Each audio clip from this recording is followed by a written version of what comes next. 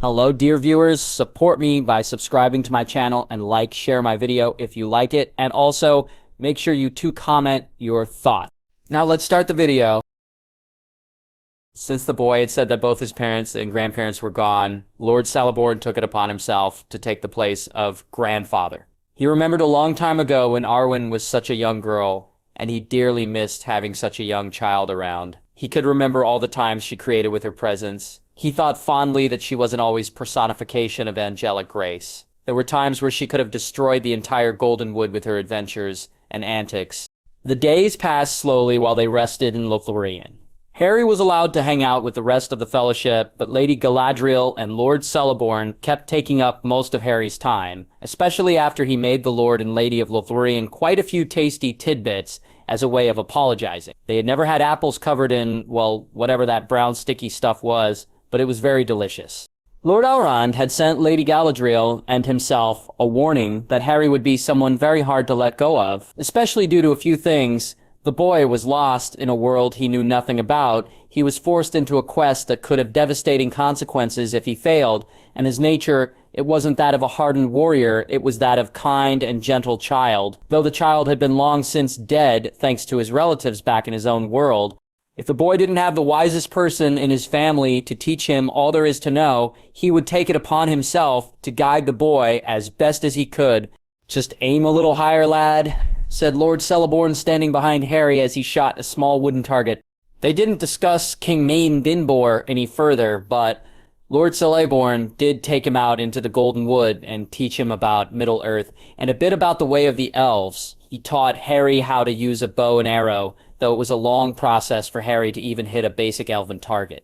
Harry pulled the bowstring back as far as he could and let loose the arrow. Thud. The arrow embedded itself in the target. It wasn't the center, but it wasn't burying itself in the ground for the 500th time in a row. "Hey, I got it," said Harry excitedly. "So you did," said Lord Celeborn with a warm smile. "Excellent. Now let us see if you can keep hitting the target." Unfortunately, hitting the target was like his Patronus lessons when they first started. Awful. "Archery is not learned in a day, dear boy. But don't worry, I'm sure you'll gain the experience soon enough," said Lord Celeborn. He didn't want to say that he'd learned from Aragorn or Legolas along the way, hoping the boy would stay in Lothlorien until these troubling times were over. Harry picked up all the arrows that were not lost forever to the Lothlorien wood and placed them back in the elvish quiver that was slung over his back. The bow and quiver were a gift from Lord Celeborn, and Lady Galadriel. They figured that with learning swordsmanship from Aragorn and Boromir, though the man would never admit to teaching the boy to anyone, and with the jewels that Gimli was teaching Harry about, where they come from, how they form, and where they get their color from, though he couldn't help Harry learn how to use them, it would help if Harry were to learn an elvish skill, elvish accuracy. Remus was teaching them history of magic, which they found a lot more interesting when the teachers didn't all of a sudden fall asleep on you or speak in a monotone voice. He had actually devised projects they could do with large pieces of parchment and gave oral reports. Hermione said it was like Muggle school all over again, and she wasn't complaining. Sirius sat beside Harry's bedside, reading from a book from the stack of books that Dumbledore brought him, and listening to the radio.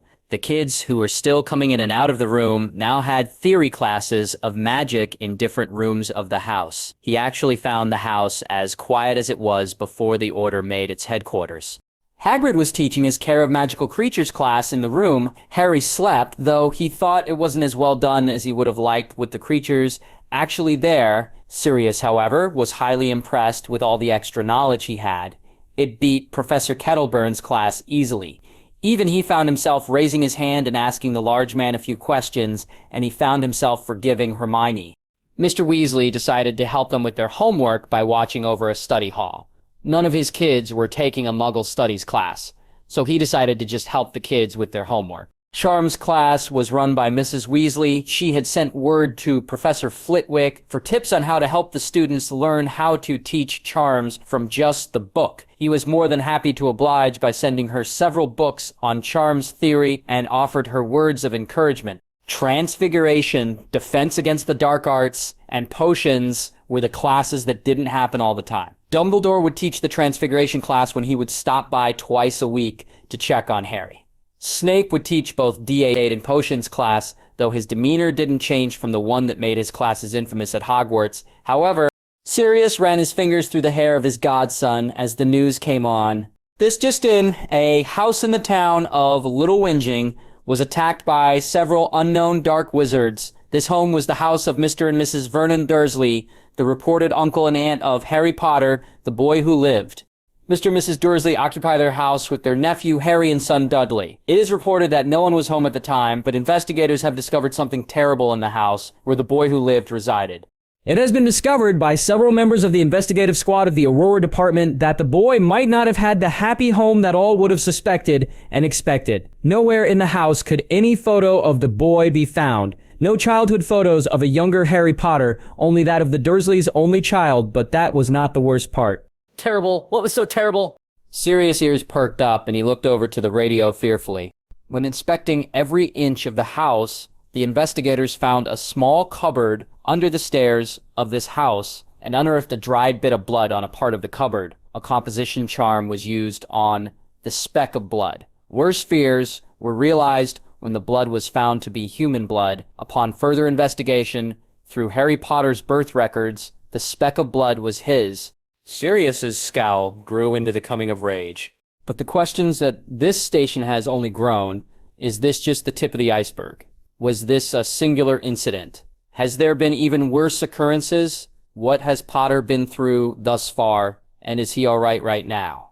The Department of Magical Law Enforcement swore that when they would finish gathering evidence, and if the terrible speculations are true, Mr. and Mrs. Vernon Dursley will be arrested and be made to pay for his crimes of child abuse and neglect. He is now, said Sirius darkly as he turned the radio off. Well, as alright as he can get. Remus came in the room. Padfoot, he held up a newspaper. I just heard if I ever get my hands on Dursley, I'll rip him limb from limb, snarled Sirius. I personally want a moonlit word with Rita Skeeter, said Remus. What? Asked Sirius. What are you talking about? She glamorized Kingsley's and the Granger's death, the burning of the burrow, and Harry's disappearance, said Remus, throwing the paper down on the floor and spitting on it. She's saying how the deaths and arsons are all for the greater good, and that anyone with information on Harry's whereabouts should contact the Ministry for 1,000 galleon reward. Mundungus doesn't know he's here, does he? Asked Sirius quickly. After what happened this past summer, he should consider himself lucky. He knows what day it is, said Remus. He's off keeping an eye on the Department of Mysteries. Good, keep him away from here, if there's a bounty on Harry's head, said Sirius with a snarl. Back at Hogwarts, in the headmaster's office, Dumbledore sat and flipping through a stack of papers. Dumbledore had also read the evening paper, though Rita Skeeter's information was now merely day-old news, and no one was really paying much attention to it due to the terrible facts discovered at Privet Drive. It still worried the old headmaster. What was the minister thinking? Putting a bounty on the poor boy's head? How far will the man go to not speak to him? And what horrors has he himself put Harry through? What had he done? Suddenly, a bright column of light shot down from his ceiling and landed right in front of his desk. When the column of light disappeared, King Mindenboard himself stood before him. Why, your majesty, what brings you here? Asked Dumbledore in shock. He tried to get used to the man, but that was impossible, as if every magical part of his body was excited to see him and forced his mind to be completely awed by the man. I came to see if people have changed since I've last been here. Some things have, and yet some things not, said the king with a smirk. I came to let you know that I have the device that sent the boy to my other world. What was it? Asked Dumbledore. Something that should never have been placed in a school, said the king, sending a stern glance over to Phineas and Aegilis. That's all I came to tell you, and that's all I can do for now. I'll be in touch when I am needed. Wait, said Dumbledore quickly. The column of light, that was in fact the world's core of magic, came back, and the king was gone. I wish you would tell me what is going on, muttered Dumbledore, or at least speak casually. The day that Lord Celeborn and Lady Galadriel were dreading came upon them, the day Harry would leave with the company. They had grown attached to the young man, and did their best to help him in his endeavors. Even Haldir took a shine to the youth. Haldir took the young man out into the woods to go hunting. Though Haldir was the only one that got anything, Harry's aim was still not quite good enough to hunt competitively with Haldir. I think I'm better with a spear and lucky shots, said Harry as he helped carry Haldir's large stag back to Lothlorien. You'll get the skill soon enough, young one. It just takes a bit of practice, said Haldir with a smile. But we leave tomorrow. The chances of me being able to practice is slim, grumbled Harry. Tomorrow, that's right. You're leaving, thought Haldar somberly. I still wish you would consider staying behind. Then a melody drifted on the air. Harry stopped so suddenly that he was almost dragged by Haldar. What's wrong? Asked Haldir. 1 minute, I need to go find something, said Harry quickly. Harry dropped his end of the stag and hurried away to follow the music. Hold on, lad, said Haldar, stringing up the stag into the tree. You might get lost. Both Haldar and Harry ran deep into the forest. What are we looking for? Asked Haldar. All the while that he knew the boy, he had never seen him this determined and this focused. I'm listening for something, said Harry. He strained his ears, trying to pinpoint the origin of the music. He followed it to one of the tallest trees in Lothlorien. The music's coming from up there. What music? Asked Haldir. He looked up. The tree was almost completely smooth on each side, like a palm tree. There isn't any way I can climb this, said Harry. This is actually a test of ours. If you can get to the tallest limb, you can take your place as a warden of the borders, said Haldir. He smiled over to Harry. Are you sure you want to dismiss this challenge? He hoped that if Harry could try something that was challenging and fail, he'd stick around a little while longer. Harry looked up the tree once again. I guess I can give it a shot. Harry placed both his hands around the trunk of the tree. This is nuts. This tree is too damn... Hang on. Harry found small grooves in the bark. He pulled himself up onto the side of the tree and slowly made his way to the tallest limb. It felt like hours as he slowly gripped his way around the bark. Sometimes the grooves traveled all the way to the back of the tree, so he would have to go around in an arc around the tree. Twice he lost his grip on one of his hands and nearly fell to the forest floor. Blast it, child. Take care, muttered Haldar. He didn't want to think of what Lord Celeborn would do if the boy happened to hurt himself climbing the guard's tree. Now he was regretting coaxing the boy into taking the challenge. Lad, come down. I'll get whatever you are looking for. I'm almost there, shouted Harry, and he was telling the truth. The music was getting louder and louder with every foot he climbed. However, his fingers were starting to bleed from the strain. Every muscle in his body was begging him to stop, but the music continued to ring through his ears. Onwards he climbed, until now his vision was either blinded by bark or leaves. He looked deeper into the greenery and saw a single emerald perched precariously on a many-leafed twig. Why couldn't it be closer to the frickin' ground? Harry reached as high as he could to reach the jewel. His fingers lightly caressed the branch it was attached to, and the jewel fell from the branch and towards the ground. No, shouted Harry as he watched the jewel fall. Out of desperation and sheer stupidity, he leapt off the tree after it. Boy, yelled Haldir. He watched in horror as the boy fell to what had to have been his imminent death. Harry fell to the earth like a bolt of lightning, clasping his hands to his side and aiming for the jewel. He had about 20 feet left to go when his hand grasped around the emerald. Now that I've got it, how do I get out of this? Help, said Harry loudly. Why are you shouting for help now? Thought Haldir wildly. Suddenly, a giant leaf sprung from the forest floor, catching Harry softly before he landed on the ground. Harry bounced up and down several times like a giant green trampoline, until he finally bounced softly back to terra firma. Haldir came running over. Have you lost your senses? He looked at the giant leaf in shock. Harry looked up at the tree, all the way to where the tree's leaves began. He climbed that high, and he jumped. He's an idiot. Is this a trick question? Asked Harry with cheeky grin. Don't test me. I'm not above punishing a young man, said Haldir sternly. Harry's smile went quickly away. Are you harmed in any way? Asked Haldir, helping Harry to his feet. Harry flinched when he took Haldir's hand. Haldir looked at Harry's hands and saw that the fingertips were bloodied. Let's get you to Lord Celeborn. It's nothing really, said Harry quickly. We will let him decide, said Haldir. Harry's face fell. They traveled back to Lothlorien and placed their game in the elves' kitchen. At least the elvish cook was happy for that day's events. Excellent. We shall have a grand feast for the fellowship's departure, said the cook. The cook then shooed them away and got on with the preparations. Now it's time you have to face Lord Celeborn and Lady Galadriel about what happened, said Haldir. Harry's eyes opened wide. Do we have to? I'm fine. Nothing really bad happened. If Lord Celeborn and Lady Galadriel find out that you were injured and I didn't bring you to them directly, I will find myself guarding the southern border, alone," said Haldir sternly. Haldir was halfway right. They both were unhappy. Whether they told him right away or not, they were even unhappier when Haldir told them that Harry had climbed the guard tree. "We will talk to you in private later, Haldir," said Celeborn, looking sternly over to Haldir. Then he turned his attention to Harry. "What were you thinking?" asked Lord Celeborn, not bothering to act as calmly as he normally did. "You could have fallen to your death." "I was going after one of the jewels. I heard the music and went after it," said Harry quickly. Lord Celeborn massaged his brow.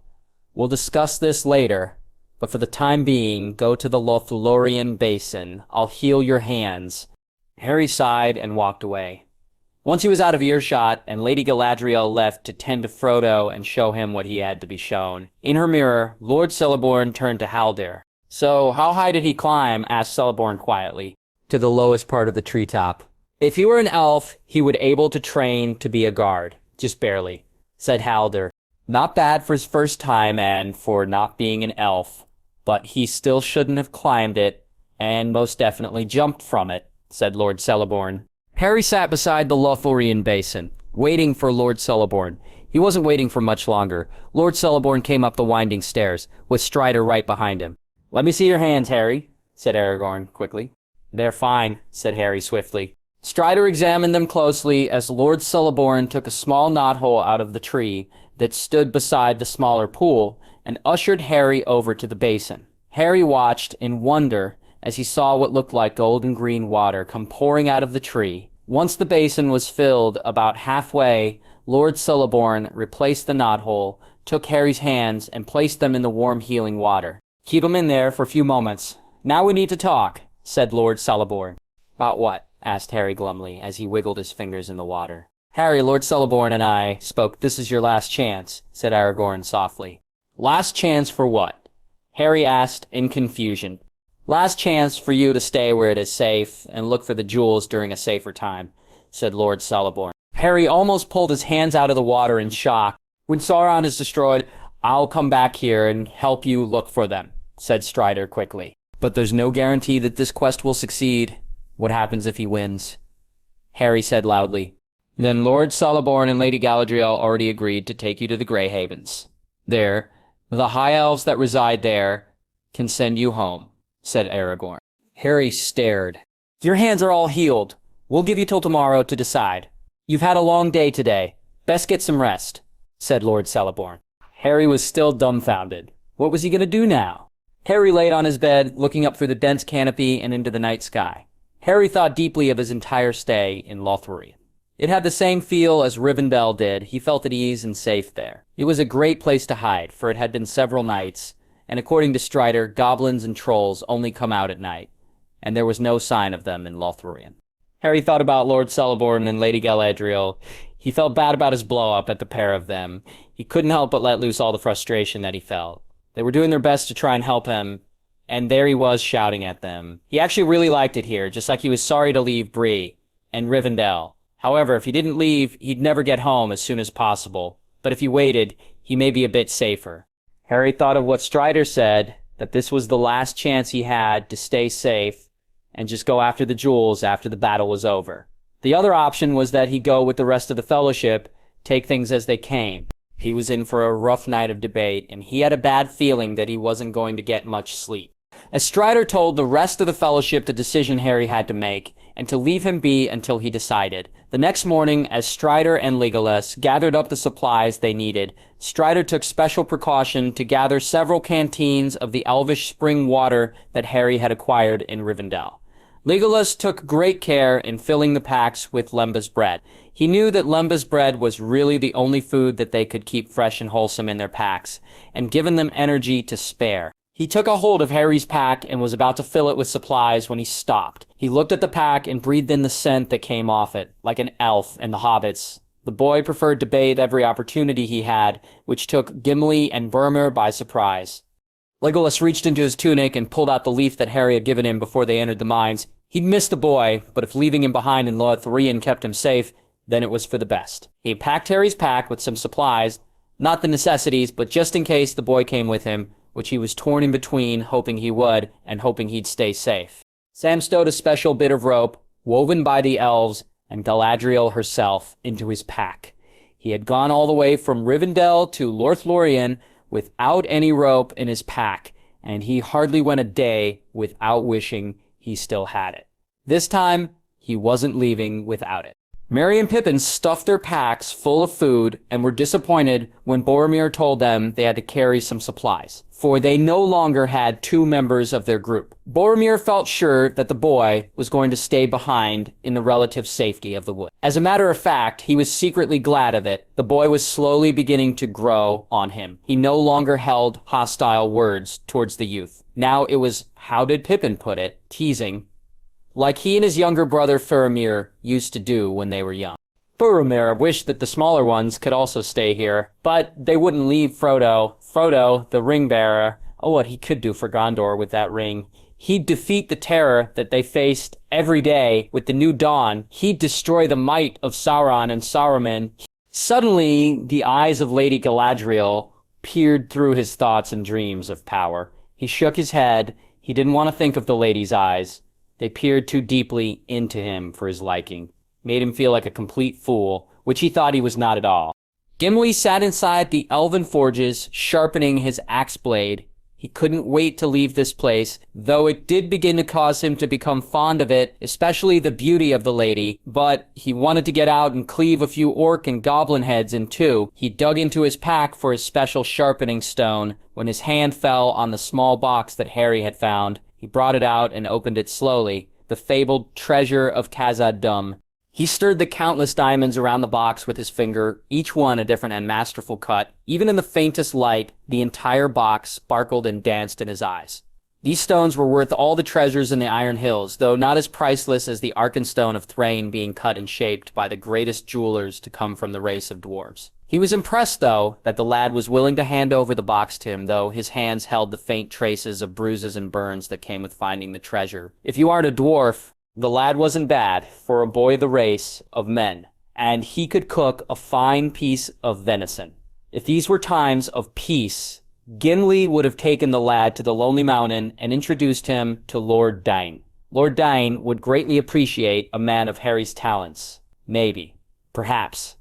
There was one of those jewels that Gandalf mentioned to him and the elf before they entered Moria in the Lonely Mountain. Well, if the boy was kept safe, that was all that was important, really.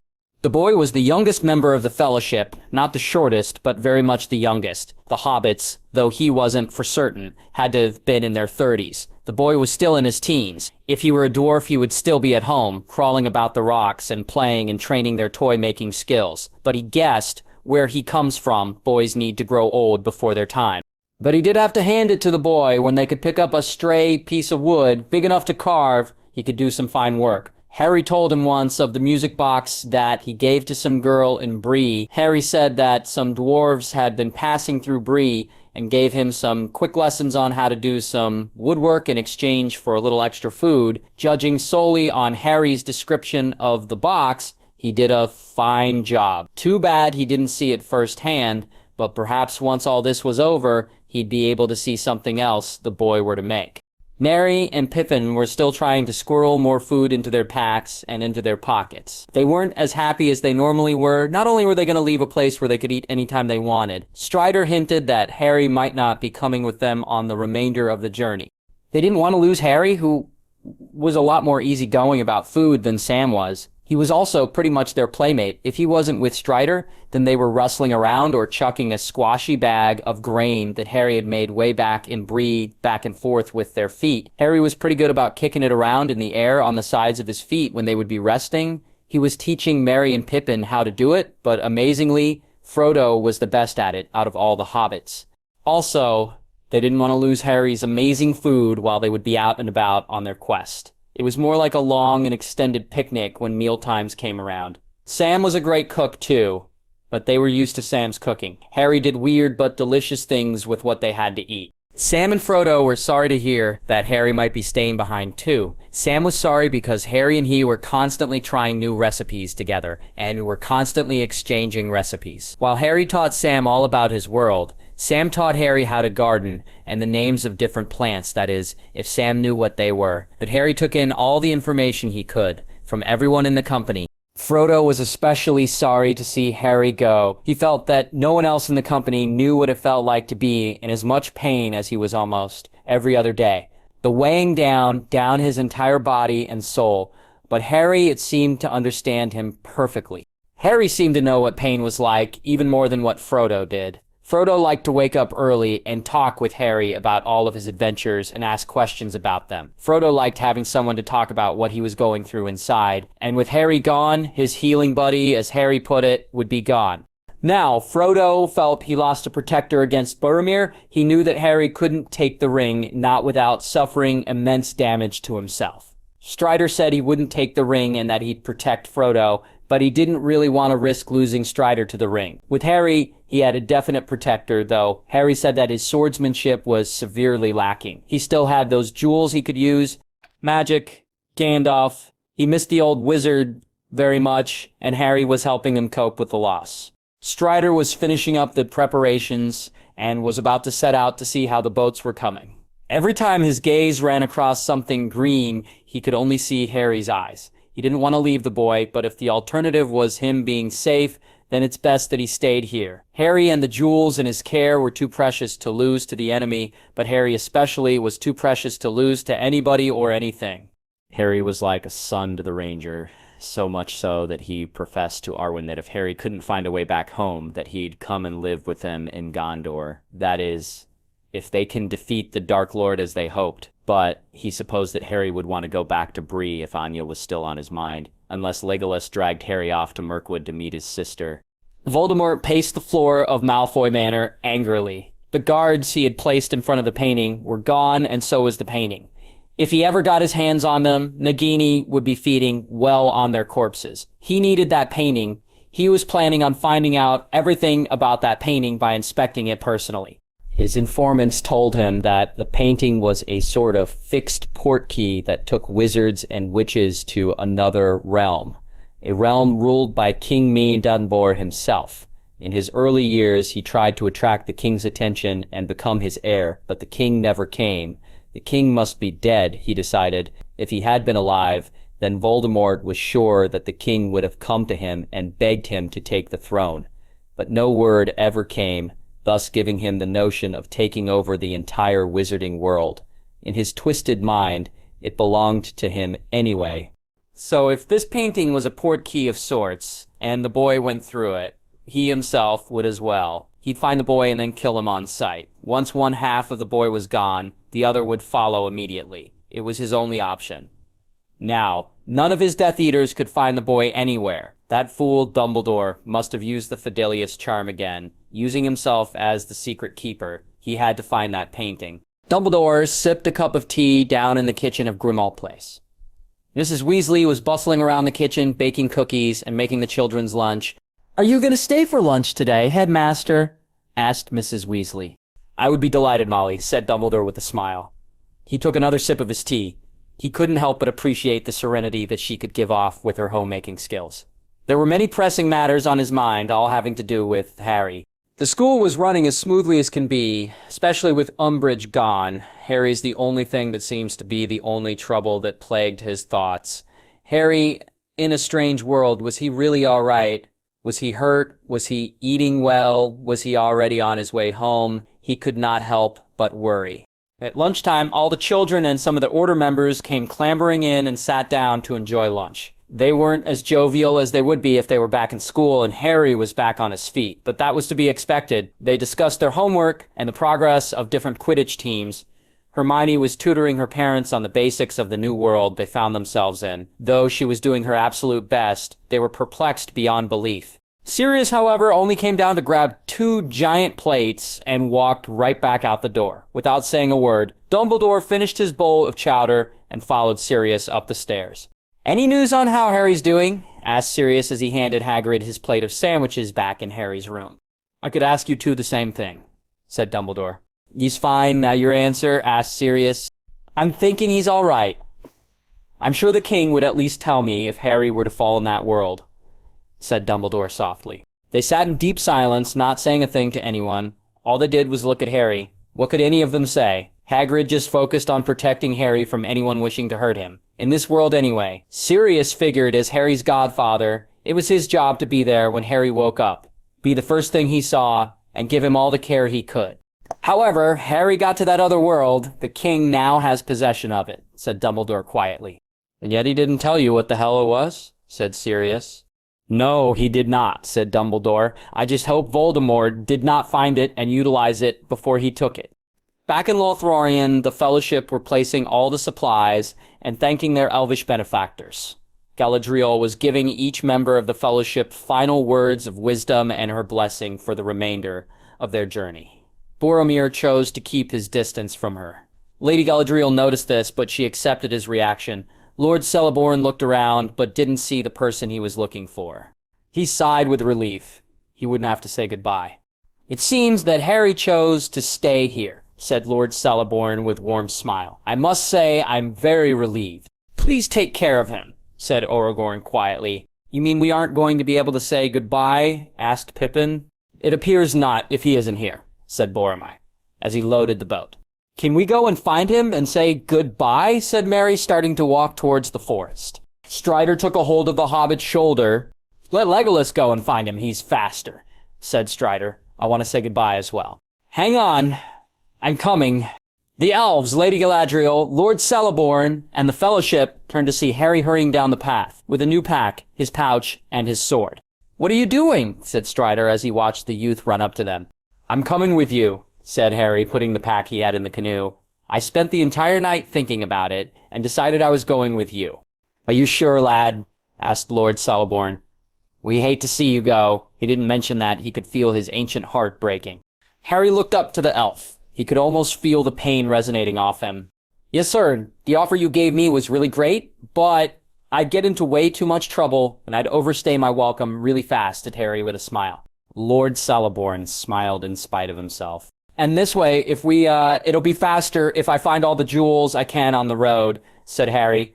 The Fellowship smiled brightly. Merry and Pippin grabbed Harry about his middle. Sam shook his hand tightly, and Frodo heaved a sigh of relief. Strider smiled sadly at Harry, and shared a poignant look with Lord Celeborn, and Lady Galadriel. Boromir had to turn and face the water in order to hide his small smile. They were still -1 wizard, but at least they didn't have to say goodbye to another member of their family. They piled into the canoe after saying their final goodbyes. Lord Celeborn broke his own decorum and brought Harry into a tight embrace. If it becomes too much, come back to us, said Lord Celeborn, or send word and Haldor will come to fetch you. When they pulled apart, Lord Celeborn brought out a large golden feather. This feather belonged to one of great golden eagles of Lothlorien, the ancient protectors of the Golden Woods. Harry took the feather cautiously. I can't take this, he whispered. If you have this feather, you'll be able to come back to us easier and faster, said Lord Celeborn. As they finally paddled away from Lothlorien, Harry took a hold of the diamond in his pouch and touched it to the feather. In a flash, the feather was gone. Well, at least Boromir wouldn't have to hunt down a turkey for him. They paddled down the river, looking into the forest with suspicion. Harry shared the canoe with Strider and Frodo, while Sam was riding with Merry and Boromir, and Pippin was with Gimli and Legolas. They had decided to split up the terrible twosome so one of the canoes at least doesn't capsize. Merry and Pippin had been bouncing about their canoes, looking at each side of the river and peering deep into the water passing beneath them. They stopped for a while when Sam threatened to not toss Pippin his lunch or hand Merry his. They picked back up again once lunch was over. Harry had never been in a canoe before, so Strider had to tell him how to paddle properly. Harry accidentally got Frodo wet a few times from paddling too hard. Harry could tell that Strider was trying not to laugh. Frodo, however, didn't hold back and laughed loudly. They were paddling downstream. Merry and Pippin, in their separate boats, decided to look over the side to see if they could catch a fish with their bare hands. Merry, Pippin, don't tip the boat, said Strider from behind them.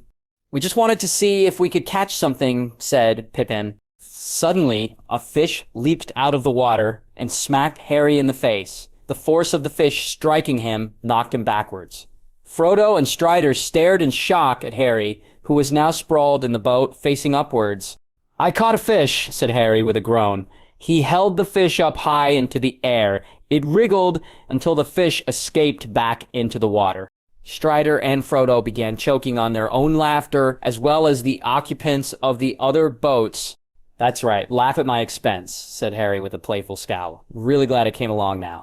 They continued on down the river when in the distance, Harry spotted a pair of giant statues as tall as the highest tower at Hogwarts. Harry didn't hear much of what Strider said as they passed between the two giants. His own thoughts swam through his mind. His mind was focused on his school, his missed walking down those stone corridors, climbing the winding staircase, playing Quidditch, trying not to get detention every other day. Harry didn't want to dwell on Hogwarts or the people back home. It always made him depressed. Harry to admit it, though. It was nice not having to worry about a dark force solely after him. The enemies they had to face, the leaders especially, didn't even know he existed. That was nice. He could carry on his little quest with relative safety.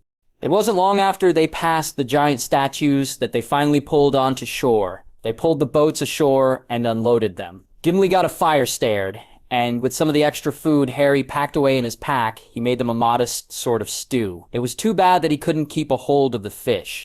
"This is where we have to decide which way we are to go," said Strider, poking the fire slightly. "Do we cross the river and head to Mordor, or do we stay on this side and go to Gondor with Boromir?" Harry looked at Strider, and then at Frodo. Which way should he vote? He reached into his pouch and took out the compass. He didn't use it all that often in front of the others. He would look at it at night to make sure he could just continue on with the company. The compass turned around until it pointed out into the distance on the side where Gondor was. It made sense to Harry if he had to make sure that the villains couldn't find them so easily, that he wouldn't put any within arm's reach. Though Gondor, from what he saw on the maps, was right next door. "Looks like my travels take me to Gondor," said Harry out loud. "So, this might be where we part." But we said Merry and Pippin together. They didn't want to say goodbye right after they almost had to the other day. This wasn't fair. Boromir turned his head in Harry's direction. He was going to Gondor. Perhaps. He was wrong about the boy. At first, Boromir didn't know how he could trust the boy when he seemed to have powers that he didn't understand. Gandalf was one thing, but this boy that needed whatever was in that pouch was someone completely different. But the boy did decide to leave the safety of the wood to continue on with them. He was impressed. Strider, on the other hand, was torn. He promised Frodo that he'd go all the way to the fiery pits of Mount Doom, but he didn't want to lose sight of Harry. If their paths had to break now, he hoped the boy would be safe. "What if you run across orcs, or something even worse?" said Pippin. "Gee, thanks, but I should be fine. If anything, I can turn into a bird and fly away pretty quickly," said Harry with a laugh. "So you could go back to Bree and be with Anya?" asked Pippin, who was always a sucker for love stories. Harry froze. Strider smacked the back of Pippin's head sharply. Harry brought his knees up to his chest and thought of that pretty barmaid back in that small village. His thoughts were dwelling back and forth between Ginny and Anya, and it was driving him absolutely mad. How could he possibly choose between which world to try and make a home out of? He didn't want to lose his friends that he made here. He couldn't believe it. He was more focused on getting back home, that he didn't think about the friends he'd leave behind. Maybe if he asked nicely, the king would allow him to go back and forth, if he wanted to come for a visit, without taking the damn throne. He remembered telling Anya to not wait for him, to go on with her life. He hoped she had taken his advice. Especially now. They had already met up with a horde of goblins. He had a feeling things were not going to get any easier. So if he didn't make it back, it was best if she just went on with her life. He didn't know why he made that music box, but he wanted to give Anya something. Thankfully, there was a dwarf passing through Bree that taught him how to make a different assortment of things. It took him a long time to get the music right. He was shook out of his thoughts when Boromir spoke up. "I'm gonna go and get some more firewood." Wishing for an excuse to go for a walk, Harry offered to go looking for some as well. Harry wandered about the woods, not even bothering to pick up any twigs or fallen limbs. Just passively looking around the area, making sure to keep within eyesight of the river so he could find his way back. He just wanted to allow his mind to almost blank, just like he used to. It was a nice calming experience. It wasn't until almost a complete hour went by that he decided to head back. And he turned on his heel and started to head back when he heard a sort of deep-throated growling from off to the right. He turned and saw a troop of the ugliest things he had ever seen. They had white, jagged teeth, soot-colored skin, long, coarse black hair, and immensely strong, much stronger than those goblins. "Hi," said Harry weakly. The leader sneered over to Harry, picked up its bent blade, and they all charged him. "Fuck," said Harry with wide eyes. He drew his sword with his right hand and took out the opal with his left. "Another battle, lad," said the voice. "You know it, and we're outnumbered easily," thought Harry, rushing forward to meet the monster head-on. The leader and the rest of them, moving sluggishly, took a step back when they saw this scrawny boy rushing them with a gleaming sword. Harry swung his sword clean through the leader's head and moved on to the next.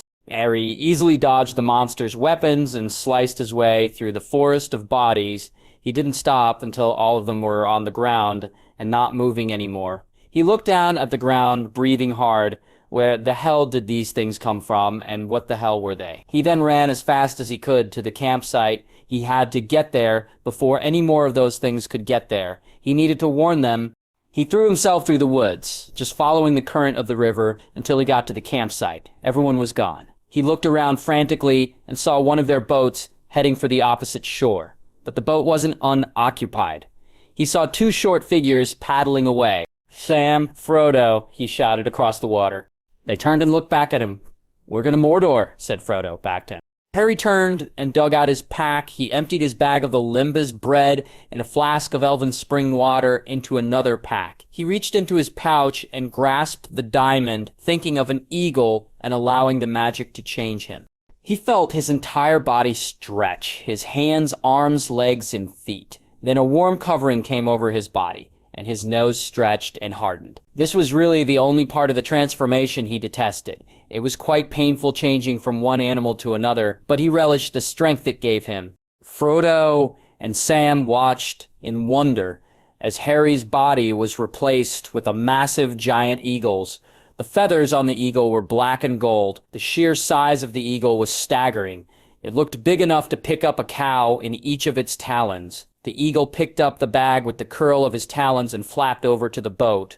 He dropped the pack into the canoe, and then a thought struck Sam. "Can you fly us to Mordor?" asked Sam loudly.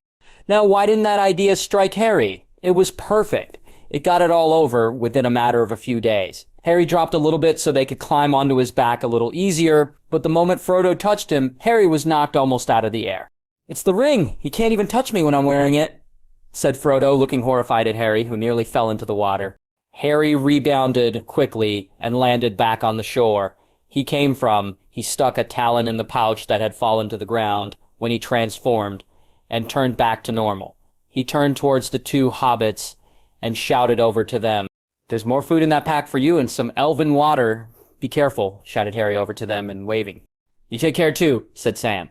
Harry watched as they paddled over to the other side of the river and disappeared into the woods on the other side. He heard someone coming up from behind him, and he turned with his sword unsheathed.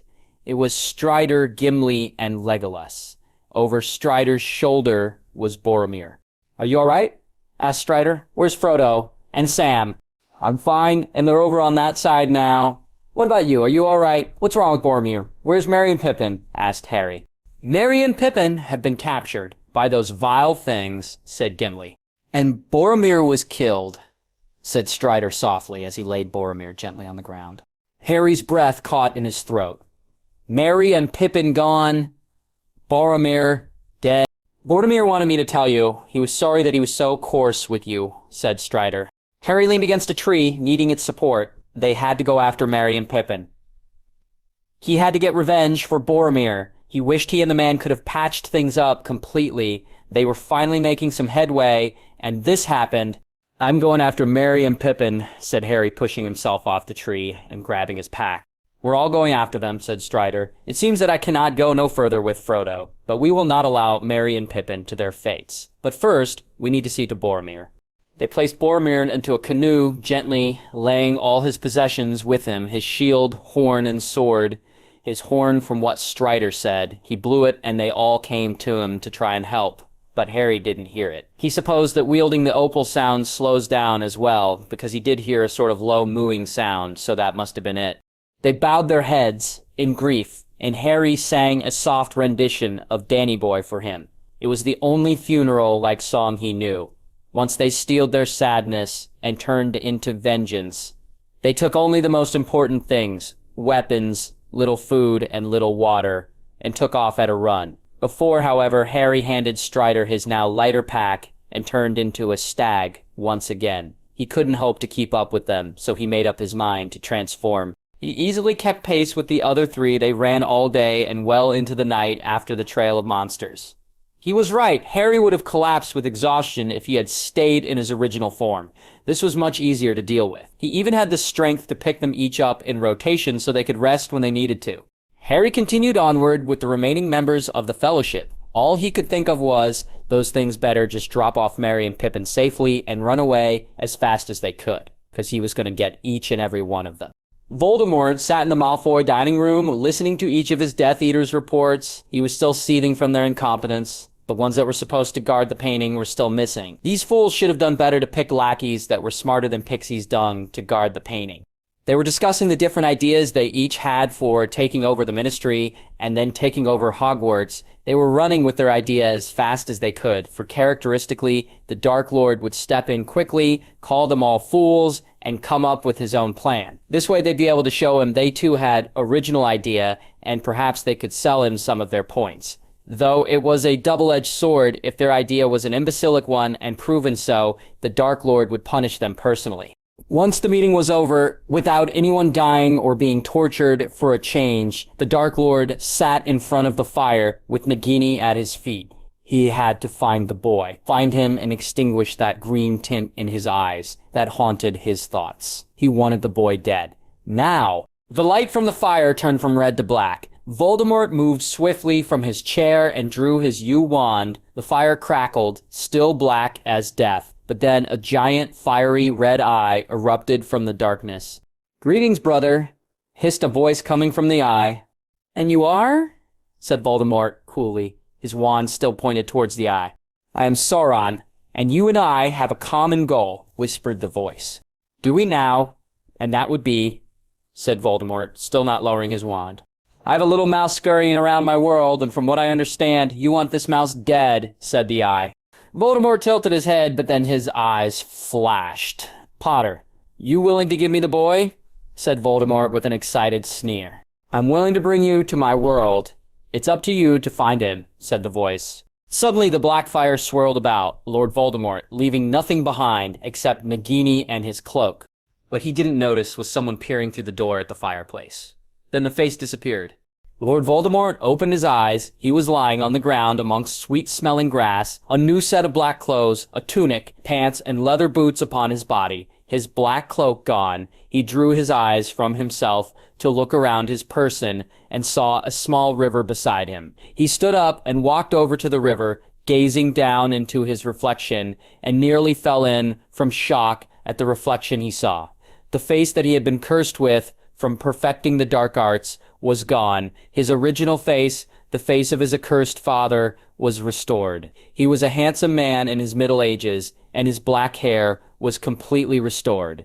He lost the ability to frighten people on sight, but now he might be able to worm information and trust out of people once again. He looked back to where he landed and saw a black steed standing beside a pouch of gold coins and an ornate staff made of ebony. "So the hunt begins," said Voldemort with a sneer. Legolas, Strider, Gimli, and Harry continued on with their chase of the monstrous orc goblin creatures. They hadn't stopped for 3 days straight, only resting when Harry carried each on his back. Harry was getting tired himself, but he couldn't allow himself to slow down. Despite their breakneck pace, Strider and Legolas made sure to give him drinks of elven water, and several pieces of thick and tasty grass for his stag form to eat. They kept telling him that they could carry him for a while if he turned back to his normal self, but Harry refused to stop and transform back. He had to keep going, because if he didn't, they wouldn't be able to rest. Then they'd lose what little ground they had gained from chasing after them. They continued on, not stopping for even an instant. When they finally did take a bit of a break, Strider examined the trail they had been following a little bit closer. He picked up a small leaf-shaped brooch. "It's not often the leaves of Lorien fall," said Strider in a whisper. He held up the brooch for all of them to see. "It's a good thing it's daylight. If it were night, we could miss more signs like that brooch," said Gimli. "There will be no more signs," said Legolas, running after Strider. "I'm wasted on cross-country. We dwarves are natural-born sprinters. Very dangerous within a short distance," said Gimli as he ran after the two of them. Harry ran beside Gimli and motioned with his large antlers for him to climb on. Gimli hesitated, noting how tired his young friend looked, climbed as best he could onto Harry's back.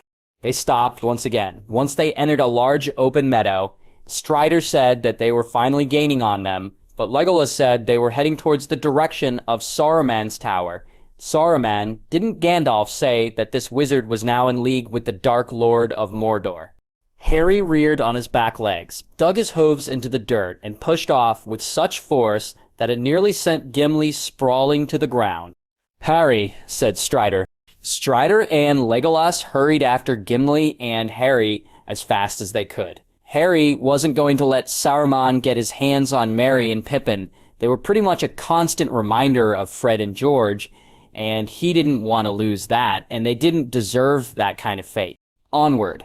They ran, far into the night, and well into the next morning. Harry was becoming exhausted. He could barely carry any of them on his back anymore. He was panting and almost foaming at the mouth from pure exhaustion.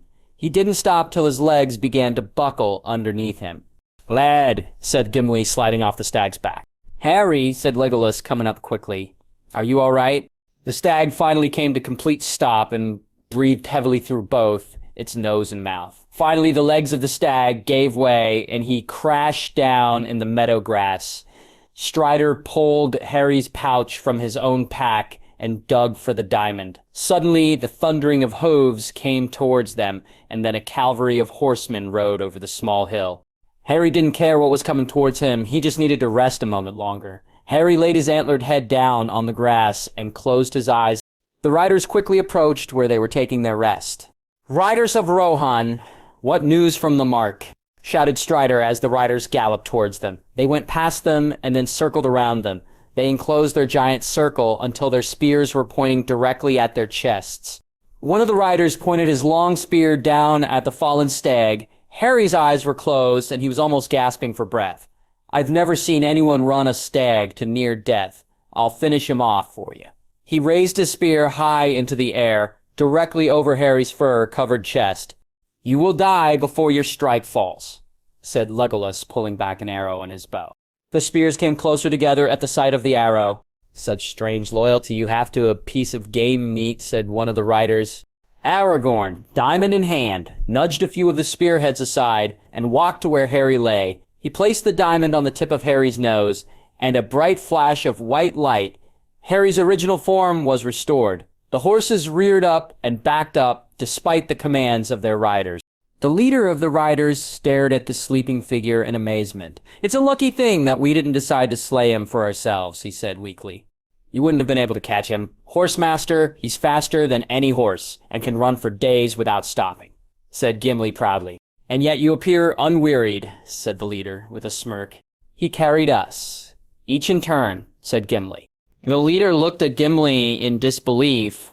"What brings an elf, a man, a dwarf, and a boy to the Rittermark?" "We are friends of Rohan and of Theoden, your king," said Strider. "Theoden doesn't recognize his friends nor his own kin," said the leader, removing his helmet.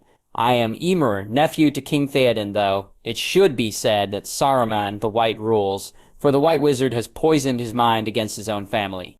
"We are no friends of Saruman. We have been hunting a company of his orcs across your lands," said Strider, as he placed a hand on Harry's shoulder. The boy was still gasping for air. "We have seen his Uruk-hais, and they have been destroyed," said Emer stiffly. Aragorn, Legolas, and Gimli lost whatever breath was left in their bodies. "Two hobbits. Did you see two hobbits with them?" said Gimli quickly. "They would be small, only children to your eyes," said Strider quietly. "We noticed not. We piled their carcasses and burned them," said Eomer. He addressed two of the other riders, and 3 horses came galloping up to them. "Take these horses. May they bear you to better fortunes than their former masters." Harry groaned and sat up. "Come on, can't I get 5 minutes rest?" he moaned. "You've had 10 at least. Come on," said Strider, pulling Harry to his feet. "We need to go. They've destroyed the orcs." "Did they find Merry and Pippin? Are they both all right?" asked Harry quickly as he scrambled to his feet. His legs still were not strong enough to support his weight, and he leaned heavily against Strider. "We'll find out what happened when we get there." "Pick a horse," said Gimli, trying to climb a brown stallion. Harry was about to say he could just become a stag again, but he was still too tired to even go through the painful transformation. He felt a slight nudge into his shoulder and saw a beautiful horse with a long, flowing black and white mane and slightly long hair on its legs of the same colors. Its body had patches of black hair and then white all over. For some reason, he could feel it. This horse wanted him to be his. Harry looked quickly. Her rider. "I think the older ones should ride that one. She has a temper," said one of the riders. The others around began to snicker. "That's right. She's never allowed anyone to stay on her for very long," said another rider. "What happened to her previous rider?" asked Strider. "He rode with me to battle," said one of the other riders. "That mare wouldn't carry him more than a league without trying at least 14 times to buck him off." "What's wrong, girl? Don't you like anyone on you?" said Harry tentatively. He was used to dealing with an animal with the personality of a teenage girl. Hedwig was always a handful whenever he would accidentally tick her off. The horse reached around and nodded towards the saddle. "When was the last time you took her saddle off?" asked Harry as he reached around. "We take the saddles off every night while we rest," said Emer. Harry took great care in taking the saddle off, working hard to remember where each strap went. He lifted the saddle off carefully and lifted it up. "When did she start throwing her last rider around?" asked Harry. 14 days ago when we first caught her," said Emer. "She's got a sore spot right here." "Is there any way to ride her without hurting her?" said Harry. "Bareback is the only way," said one of the riders. "We've seen the sore and tried to treat it. The sore will not go away. Not with any ointment we have." "Well, this will be fun," said Harry sarcastically. "I've never even ridden a horse with a saddle."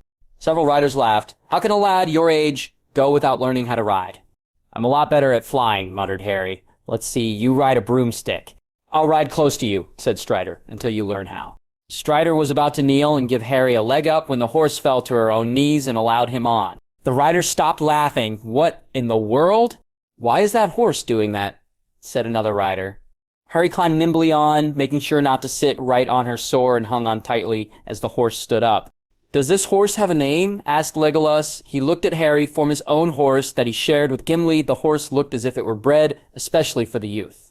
"Plenty, but none a lad that hasn't even seen his first kill should hear," said one of the riders, with a laugh.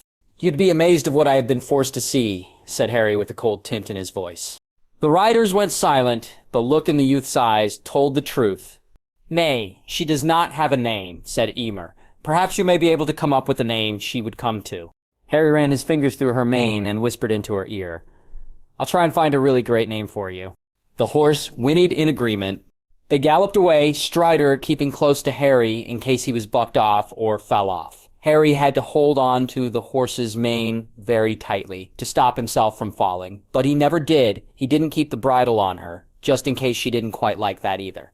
"Beats riding Buckbeak," said Harry as he was bounced around on top of the horse.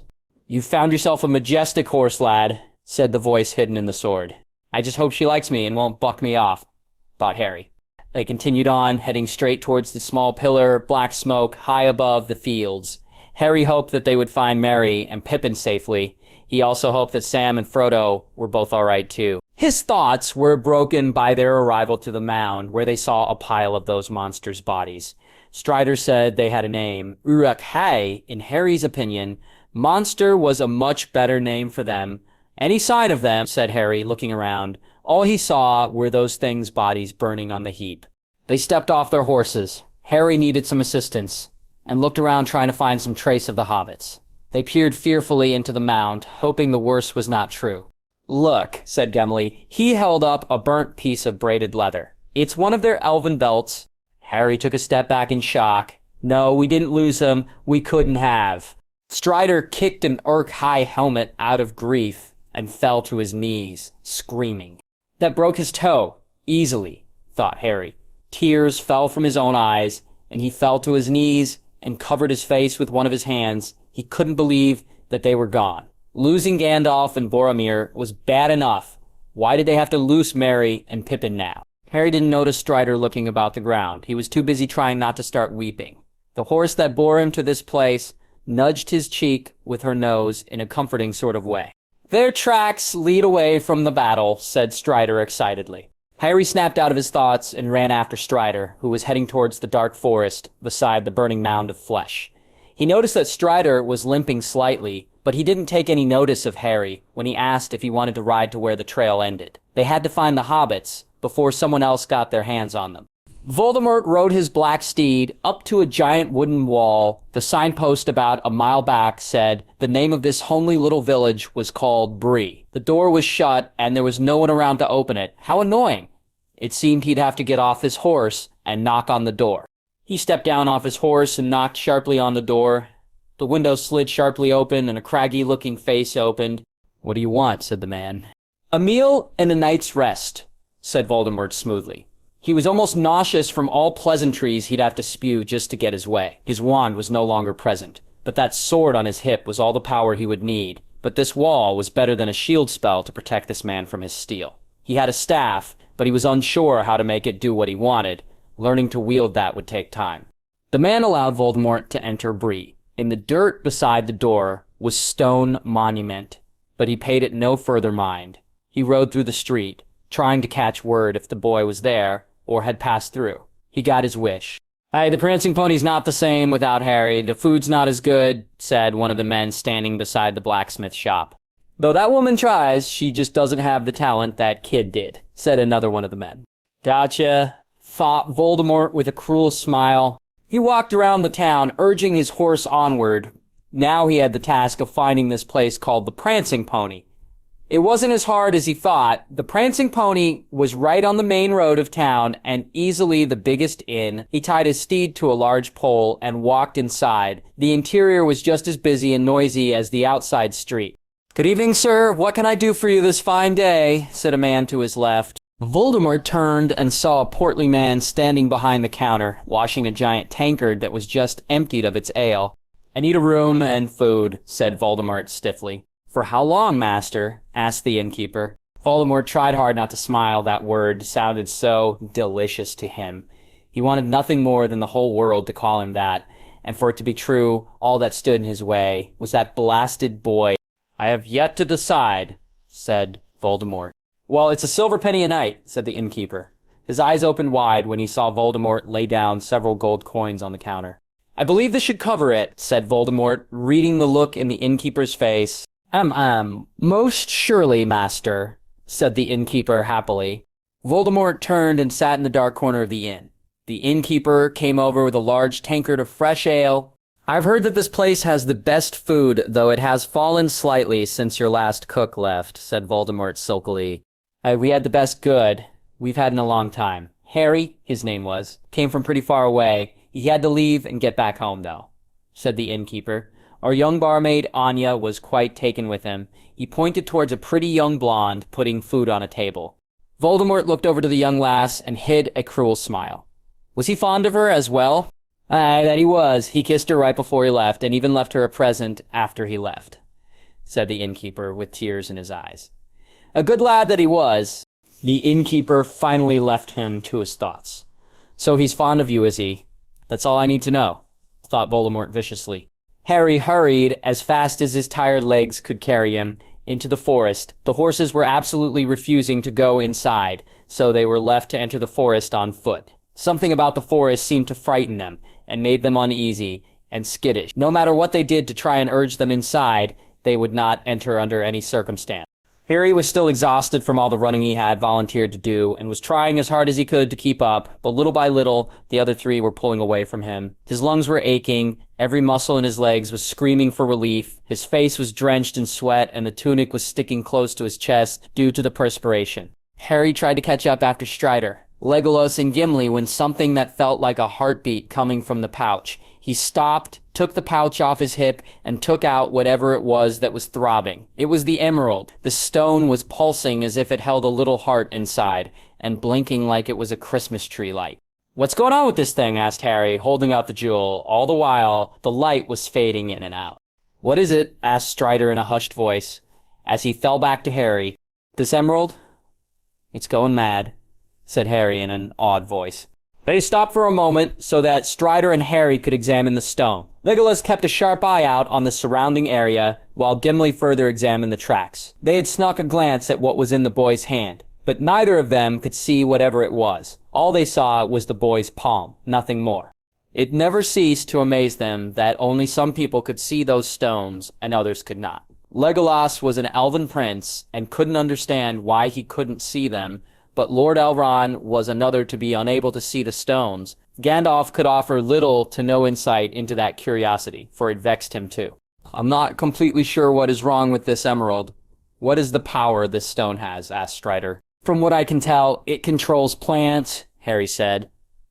"So, it might just be reacting to all these trees and other plants, but it didn't do this in Lothlorien." Suddenly Gimli made a disgusted sound. Orc blood. He had just spat out the liquid he had just tasted. Why did he even taste it to start with? Thought Harry with a crooked brow. "We must go on," Legolas said, looking around. "They might be close by." They started running once again. Harry continued on with the trio, still holding the emerald in his hand, and yet still staggering from exhaustion. What was going on with this emerald? It didn't do this at all before. None of them have actually that he can remember. Was it because of all the trees? Was there something of the king's hidden here? Or was he supposed to do something? The list on continued to grow in his mind, and there was no time to figure them out, especially if orcs were still after the hobbits. They followed the hobbit tracks in the dirt until the trail ended, but another one began. It was freshly made hole in the ground, and more continued on down the forest path. It had to be something huge to make those tracks, if they were tracks. The first one looked as if they just uprooted a giant tree and then stamped it on the ground in a sort of pattern down the way. There wasn't anything back home that could do that to a tree, except maybe a giant or a troll. "Are there any giants in this area?" asked Harry. "Not in Fangorn, but there are tree herders and Tets," said Legolas softly. Harry remembered when Lord Elrond spoke of Ansbach in Rivendell. Ants were huge trees that could walk and talk, and here he thought the Whomping Willow was creepy. "Are these holes Inte tracks?" asked Harry with a little gulp as he looked at the deep hole. "It is possible," said Legolas. "It has been long since the last time I've seen a tree herder walk." Harry walked a little ways over to the second hole. "Strider, look at this," he said, looking out into the hole. They all came over and saw the crushed body of an orc. "I'd say poor guy, if he wasn't chasing Merry and Pippin," said Harry, looking disgusted. "Serves him right," said Gimli with a smirk. "Now let's find the hobbits." They continued following the path as it was their only lead to where the hobbits went to. They continued into the heart of Fangorn in relative silence till they heard a sort of low groan coming from somewhere nearby. Harry looked around quickly at the surrounding wooded area, but he wasn't seeing anything. He did, however, see Gimli fingering his axe. "The forest. It's becoming angry," said Legolas softly. They turned and looked over to Gimli. He was looking around quickly and tightening his grip on his large axe. "Gimli," said Strider quietly, "lower your axe." Gimli looked around quickly and lowered his axe slowly to the ground. And as if the groaning wasn't already stressing Harry's nerves, Legolas hurried over Strider and spoke in Elvish. Despite all that time in Lothlorien and Rivendell, Harry picked up a few phrases and words, but not enough to hold a confident conversation with Legolas. The only word he could get out of it was White Wizard. Harry tightened his hand around the pouch. He heard Saruman described as the White Wizard, and he was warned that if he came near Harry to fight, and only if he had all the stones and or hide as best he could. "Harry, go back to the horses," hissed Strider back to Harry. "Legolas will send an arrow to let you know that all is well." Harry wanted to stay, but a quick look from Strider's, Legolas's, and Gimli's faces told Harry that his wish wasn't going to be granted. He hurried as fast as he could out of the forest. Legolas turned to make sure Harry left safely and not contacted with any orc they may have not noticed. He noticed something extremely odd, though. The forest floor, when they first entered, was full of fallen leaves and dark green grass and ferns. When Harry left, the grass was a bit lighter and flowers were starting to grow. Before he could draw Strider's attention to the improved foliage, Strider reminded him of the task at hand. "We need to attack him quickly, before he puts a spell on us," said Strider softly. Harry ran as fast as he could to the horses. He didn't stop running until he reached the open meadow and stood beside the horses. The horse that bore Harry to where they were was most excited to see Harry. Then again, it was sort of hard to read a horse's emotion when he had never been up close and personal with one before. "Okay, girl, we just wait for them to send a message that everyone is all right. If not, you and I run as fast as and you can," said Harry in her ear as he patted her nose. Harry held on to the reins of the horses and waited, and he was getting bored really fast. He almost had to bury his feet in the ground to make sure that he stayed in one place. This was not the time to wander and enjoy the scenery. He had to stay focused. Suddenly, the horses began to whinny, and Harry walked around his horse and saw the arrow sticking in the ground. They were all okay. Harry stayed close to the horses, trying to calm them down. He couldn't blame them for being a bit jittery. An arrow came close by them, and they weren't too sure where it came from. Harry waited until he heard the sound of footsteps and the thud of swords against their legs. Harry was going to go greet them, till he heard another pair of footsteps. Did they lose their fight, and were now bewitched by Saruman? He dragged his own horse and hid behind a giant rock they were standing next to. "Come on," said Harry in a whisper. "We need to get out of sight." He heard the footsteps come closer until finally they stopped. "Didn't we say that an arrow meant that all was fine?" asked Gimli's voice.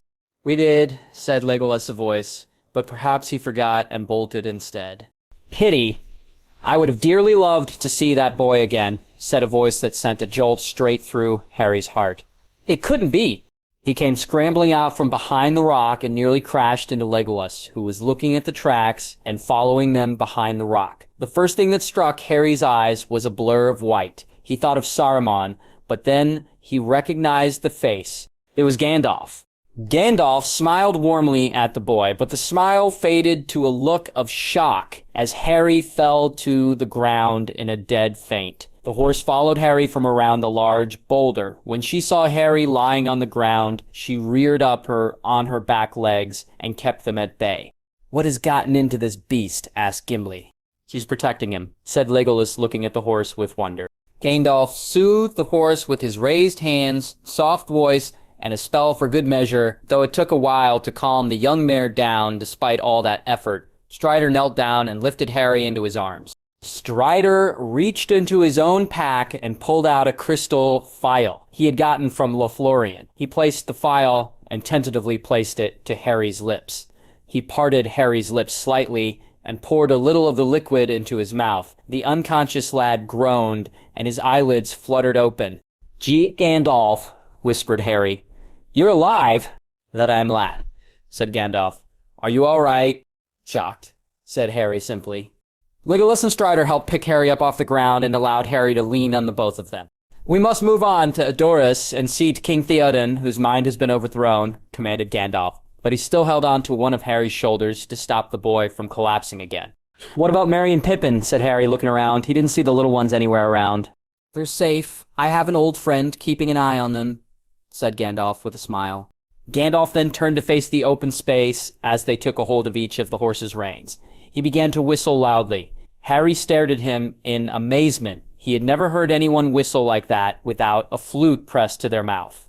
Suddenly, a beautiful white horse came galloping up to them. The moment it came closer to them, Harry noticed that the horse didn't seem to even touch the ground as it cantered up to them. "Shadowfax, the lord of all horses. He's borne me on many travels, and has been my friend for many an age," said Gandalf, as he stroked the horse's mane. Harry's horse nudged his shoulder as she moved forward and rubbed noses with Shadowfax. Shadowfax whinnied and returned her little caress. "I think this horse of yours, Harry, may well be one of his foals," said Gandalf with a smile. Voldemort sat in one of the booths in Bree, drinking his tankard of ale and slicing off a piece of bread and cheese. He hadn't left the town of Bree, and had no desire to since he learned that the boy had left a love interest behind. He needed to find out where the boy was heading, and then he would follow, and perhaps Miss Anya could be persuaded to leave as well. He had the mad desire to kill her the first night he arrived, but that would not do. Her death would mean nothing. He would have to have her in his clutches in order to control the boy completely. Her dead body would only spur him into battle, and without competent magic on either side, it could get bloody. He would no doubt win any battle that came his way. He was the Dark Lord after all. But he wanted Potter to suffer long and hard now. Killing him in battle is too good for him. He needed to die like the cowardly dog he was, and his imagination dwelled on the several different ways he could kill the blasted brat and have it last days. Anya came over and refilled the brooding man's tankard. She didn't know what to think of this cruel-looking man. Mr. Butterby seemed to like him because he paid twice the amount for almost everything the man asked for. The elderly and middle-aged women all seemed to adore the man, for despite the cruel nature she could see, Anya had to admit that he was a very handsome man, but she just didn't feel the same way as the older women did. He asked way too many questions about Harry, and she didn't like that. She loved telling everyone that passed through here about him, but this man was too interested. "Good evening, Anya," said Voldemort smoothly. He could tell that she didn't trust him. He would have to work on that if he wanted to use her efficiently. Her trusting him was imperative to his plan of spiriting her away and crafting a perfect trap around his beautiful bait. "How are you this evening?" "Fine, sir," said Anya pleasantly. No matter what she felt towards the man, she had to be nice or she'd lose her position, though she would most likely be able to get it back once the man left. "You don't seem to like me very much, do you?" said Voldemort smoothly. Anya said nothing but walked away as quickly as she could. Voldemort did his best not to scowl. This girl was too much like the boy. He couldn't sway her like all the other fools in this village. He was growing weary of this place. Tomorrow night, he was leaving, and Anya would be accompanying him, whether she liked it or not. Snape sat in the Malfoy Manor dining hall, as still as stone. Everyone was curious as to where the Dark Lord went, no more so than Bellatrix. "He would have told me at least if he was going somewhere," shrieked Bellatrix with a hint of pride in her voice. "Could he have been captured by Dumbledore?" said a younger Death Eater. In a brief instance, the once live Death Eater laid dead upon the floor. "That old fool could never defeat the Dark Lord," screamed Bellatrix. Snape raised his brow, but withheld the smirk that flashed through his mind. He wanted dearly to say that he saw the Dark Lord whisked off by someone of infinitely more powerful, though he didn't want to dodge Bella's spells for his moment of ill-timed humor. The only safe person to tell this information to was Dumbledore. "Are you certain of this, Severus?" said Dumbledore. Both Snape and the headmaster were in his office, Dumbledore sitting in his large winged chair, a cup of hot chocolate laid before him, and his eyes almost widened to their limits in shock. "Yes, headmaster, Voldemort has gone after the boy. Potter most likely doesn't realize that he's being pursued," said Snape smoothly. "There has to be a way to get that information to Harry, to warn him," said Dumbledore, pondering quickly. "Did the king mention if Potter could hear what was being said to his unconscious form?" drawled Snape. "No amount of speaking or shouting will get the boy to hear you," said a voice in the corner. Dumbledore looked over in the corner of the room. Standing beside the fireplace was King Medinbor. "Lemon drops. A shame they didn't have these back when I could actually consume food," said King Medinbor, peering into a glass bowl on the mantel. "What brings you here, your majesty?" said Dumbledore, standing up swiftly. "You said my name and had a desire to see me. I've never heard my name mentioned this much over the past 100 years, said King Medinbor, gliding over to Dumbledore's desk. "I'm starting to miss the forgetfulness of this world." "Is there any way we can contact him and warn him?" said Snape, trying not to show how interested he was in the boy's welfare.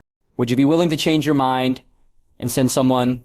said Dumbledore. "That world has strange magical laws that you cannot possibly begin. Well, perhaps you can, but others, no. People can't just jump from that world to this one whenever they feel like it," said King Medinbor. "I could, but that was when I was alive." "But we need to warn him," said one of the paintings on the wall. "I'll see what I can do," said King Medinbor. "But I personally would keep an eye on that Death Eater group, without their leader to keep them in check. It could get rather unpleasant." "Bella has already killed a fellow Death Eater," said Dumbledore, nodding towards Snape. "I fear what she could do those who cross her path unwittingly and without godlike reverence." The moon shone down on the small town of Bree, and the entire town was still. Only the sound of the horses snorting and stamping their feet was present in the sleeping town.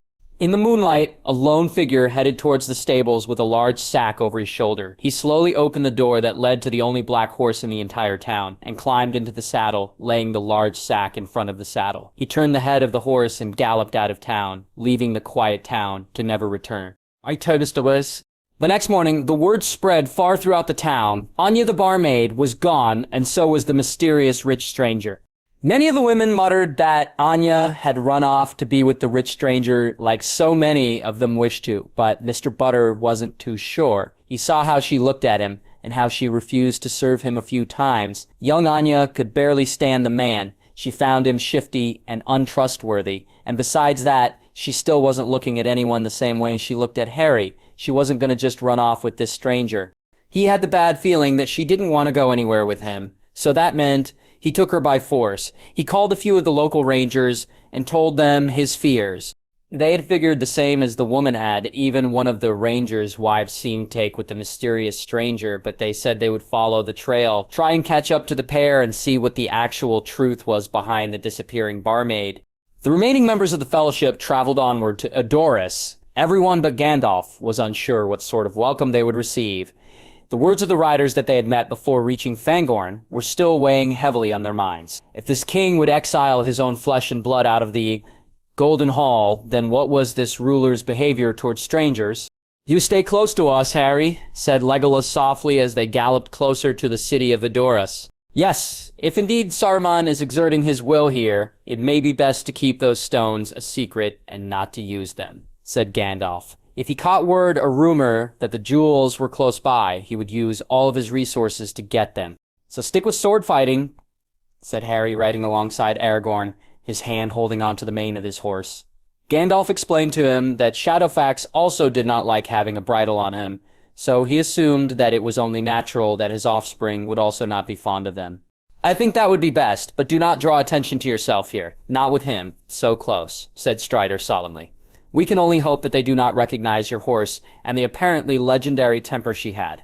Not see me for a whole ass week. I will be somewhere else with a margarita in my hand, probably. But anyway, no new videos for a week, so try and stay out of trouble while I'm gone."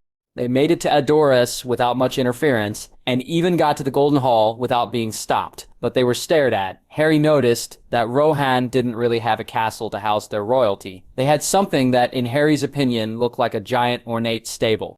They trotted through the town, seeing many people come out of their houses and look at the travelers warily. The town was full of wooden houses, and from the looks of the people, he couldn't really call this a city. It was more of a poor village. For a city of men, I expected the people to be, well, cleaner, thought Harry as he looked around. No wonder Aragorn prefers Rivendell and Lothlorien. Wonder what Minas Tirith looks like. "Yo, find more cheer in a graveyard," muttered Gimli. Harry had to agree. These people looked absolutely miserable, and he couldn't even see any children around. What the hell could stop even the kids from playing about during the day? Back in Bree, you couldn't walk down the street without having to stop for at least 36 kids protecting the town from imaginary villains. They made their way to the large horse stable-looking building, and they left their horses. Harry was amazed that they didn't have to tie the horses up to anything to keep them there. Strider said they were trained by the best horse masters in Middle-earth, so they knew better than to stray, though his horse wanted to follow him up the stairs at first. They climbed the stairs to the Golden Hall and made to enter, but the guards soon stopped them. "No one is to go in and see the king so heavily armed, by order of," he sighed heavily, "Grima Wormtongue." "Wormtongue?" said Harry accidentally out loud. That name sounded way too close to Peter Pettigrew's nickname, Wormtail. "Yes, he is the king's advisor," said the guard. Harry could tell the guard wished the man was anything but. "I take it you don't like him much," said Harry with a gentle smile. The guard looked at him warily. "You speak strangely, boy, but yes, I do not like him." The guard looked at this youth with confusion settling in his mind. If his son had been this outspoken in front of his elders, he had been clouded across the years. But this boy had strange eyes, not the eyes of a youngster who can't wait to break his first stallion, though they were still bright and alight with an eager fire, but of a man who has tasted fear, pain, death, and yet still lived on to fight another battle. "Please hand over your weapons, if you wish to see King Theoden," said the guard with a stern voice, tearing his eyes away from the green orbs, looking back at him. He watched as they all removed their weapons and laid them carefully in the arms of the other guards standing around. His eyes scanned the powerful weapons that the visitors laid in his guards' arms, and noted that each of them had seen use. And quite recently, the boy reached for his own blade. The guard barely had time to scoff. "A lad his age has most likely only slain a few deer or a wild boar. Nothing more than," he then noticed the boy's sword. It was clean, except for perhaps a few bloodstains on the hilt. And sword, though the edges still looked sharp enough to cut through a body in one quick slice. It had some use to it. Despite the boy's youth, he didn't just use this on animals. The blood was black like that of an orc or goblin. Strider stopped Harry from handing over the blade. "You're gonna stay outside." Harry looked at him quickly. If Saruman is indeed giving orders through the king, it's best if he is not aware of your presence just yet, or at all, said Strider quietly in Harry's ear. The guards looked suspiciously at the pair of them. Harry sheathed his sword again, and backed away down the stairs a bit. Well, he had to admit this was the complete opposite of the other world. The other world, he was pretty much kicked into the fighting, trained right off the bat, and expected to hold his own against the world. Then again, not really kicked. They didn't really want him to go down under the trapdoor and all those other things, but it still felt as if he was forced into it. In this world, there were plenty of people that didn't want him to fight. They wanted him safe, hide him behind themselves, or in the safety of hidden valleys and the trees. The other world, he could count the number of people that wanted him safe on both hands. The Weasleys, Sirius, Remus, Hermione, Hagrid, McGonagall. After that, he couldn't really count on anyone else. Especially not Dumbledore. He was the jackass that kept throwing him into the fray. Him in fighting, he couldn't help but feel sort of confused on his standpoint. He wanted to fight, but then again, he didn't want to. He made little sense, especially to himself. Gandalf looked to the guard with a smile. He then took a step forward, but the ever-vigilant guard stopped him. "I'm afraid I'll have to take your staff," said the guard. For the first time, yet for the briefest moment, Harry saw Gandalf, genuinely shocked, but he recovered quickly enough. "You wouldn't part an old man from his walking stick, would you?" said Gandalf softly. The guard looked at the Gandalf for a moment, unsure of what to do. As they walked inside, Gandalf still in possession of his staff, Harry had to smirk. You had to hand it to that man. Whatever he wanted, he normally got. They left Harry outside and made their way into the hall. Gandalf acting all the while as some vulnerable old man and leaning on Legolas and the elf playing along. Harry doubted that the man vulnerable at any part in his life, but now that they went in, Harry found himself alone. The guards followed the adult men inside, led and followed by the guards. He walked down the stairs and went to stand beside his horse. "Hide here, stand here, don't draw attention to yourself," said Harry, leaning against his horse. He was pretty amazed that she didn't move, but that was one of the reasons he loved her so much. She reminded him of Hedwig. He had half a mind to name her Hedwig, but that would have been really awkward. No, he'd have to give her her own name. This is getting old and fast, but really, I'd rather sit back and take a break, but I'd rather make up my damn mind about which way I'd rather live my life. Harry spent the next few moments just quietly watching the clouds overhead pass him by. He missed doing this. He'd do this when he was little at the Dursleys, hiding from Dudley, who would come skulking around with his little band of thugs and beat the living crap out of anyone and anything that even breathed the same air as they did. His favorite place to hide from them would be on one of the upper branches in an elm tree. He'd lay back against the tree and look up at the clouds through the leaves. Without any warning, the door to the Golden Hall burst open and a man was sent crashing down the stairs by the guards. One of the guards had a smirk on his face, as if throwing the man around was the most enjoyable part of his life. The man that came tumbling down the stone steps was a pale-skinned man, with bulging eyes and long, greasy black hair. Harry was vividly reminded of Severus Snape, but only if he was hit several times about the face with an ugly stick. Harry hurried over to the fallen man, but Legolas, Strider, Gimli, and Gandalf shouted, "Harry, keep away from him!" The man on the ground looked up to Harry and then back to the people on the stairs as the king came down to the man. The man on the ground crawled out to Harry to try and latch onto him and use him as a hostage. Harry was standing in shock. He didn't have much time to react when the Pale grabbed him and held a jagged dagger to his throat. "You better surrender, Gandalf, or this lad's blood will paint the ground," sneered the Pale man. Harry took his elbow and slammed it into the man's stomach.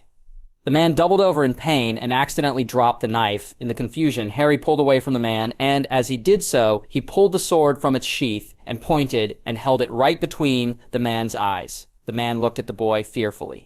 "I'm not all that fond of being grabbed onto," said Harry coldly. "So kindly back off." The man recoiled, decided against trying to use the boy to aid in his escape, and hurried away to the stables to grab a horse and flee. He would get no easy hostage here. Harry watched the man leave, and then turned his attentions back to the people who came out of the hall. The guards were looking at the youth with surprised countenances. Even the king seemed to stare at the youth for a brief moment.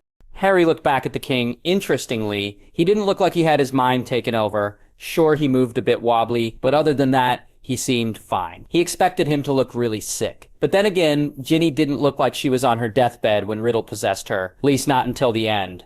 "All hail Theoden, King," shouted one of the guards. The crowd that surrounded them knelt low. Harry looked expectantly up to Gandalf, who quickly nodded, so Harry bowed.